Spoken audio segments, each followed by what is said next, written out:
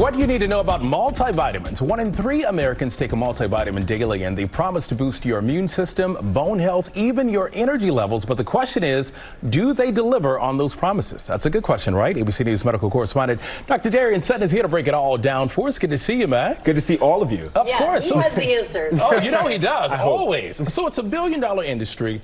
Do they work? That's a great question. You know, everywhere you turn around, someone's got an opinion about multivitamins, trying to sell you one. At the end of the day, the larger studies, unfortunately, don't show that multivitamins reduce the risk of outcomes such as heart disease, such as cancer, such as cognitive decline. But if you're taking a multivitamin because it makes you feel better, they're generally safe, they're readily available. It is okay, but you have to be mindful of the limitations. Also, it's important to understand that if you're in the grocery store and you're trying to figure out what multivitamin to pick, get out of the pharmacy aisle and go to the produce aisle. That's where you're going to find the most potent multivitamins in fruits and vegetables. The U.S. Dietary Guidelines recommends that adults, get this, should eat 2 to 3 cups of vegetables a day, up to 2 cups of fruit. Only 1 in 10 of us are achieving those guidelines. Are you following that? You know, we're going to move on to that next question.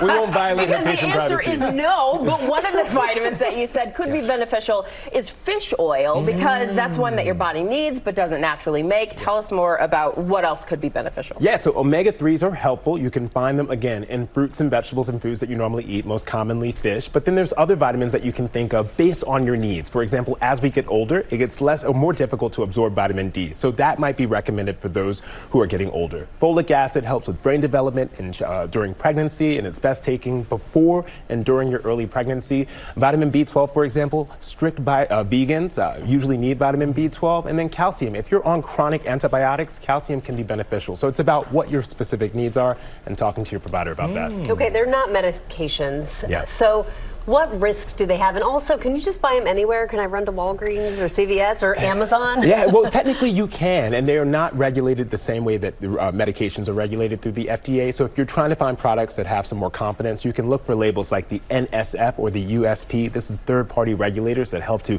make sure that they're appropriate and labeled appropriately, but also just making sure you're talking to your doctor. When I talk to patients, not only do I ask about their prescriptions, but also their over-the-counter medications. That can affect you, so we need to know. Just being open and honest about all of it. So don't buy them off Geo. Yeah, well, exactly. But I sort of consider them my nutritional, insurance policy. I understand. Listen, Geo, if it makes you feel better, go for it. Thank you, Dr. Darien.